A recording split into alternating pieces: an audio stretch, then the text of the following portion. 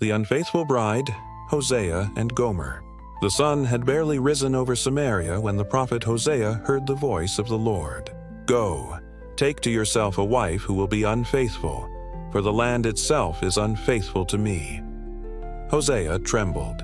A prophet's life was already a heavy burden, but this command pierced him deeper than any sermon he had ever spoken. To marry a woman who would betray him, to feel in his own heart the pain of God's heart? Yet Hosea obeyed. He met Gomer, a woman of striking beauty but restless eyes. Though she became his wife, her heart was never fully his. Still, Hosea loved her.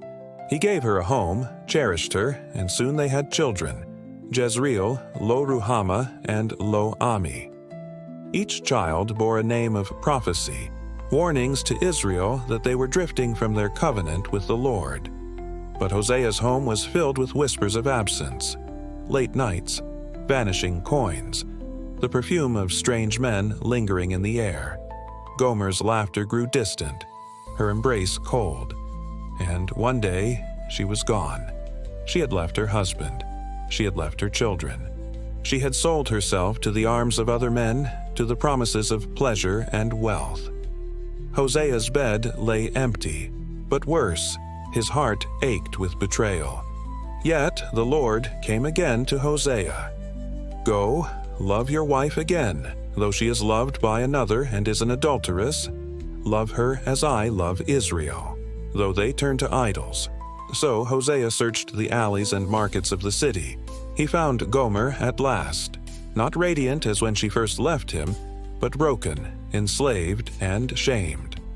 She stood in the marketplace being sold as a slave to the highest bidder. The crowd mocked her.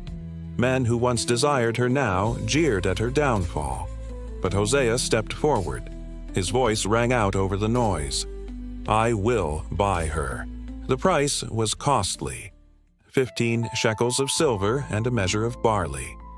Yet Hosea did not hesitate. He paid the price.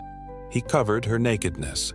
He took her hand in his, though it trembled with guilt and shame, and with gentleness he whispered, "You are mine. No longer will you run after others. I will remain faithful to you." Hosea's love for Gomer was more than a husband's devotion. Like Gomer, Israel had run after false gods and broken covenant. Like Hosea, God sought them still, paid the price of their redemption, and called them back into his embrace. The story of Hosea and Gomer is not only about betrayal, it is about redeeming love, a love that refuses to let go, even when everything is broken. The end.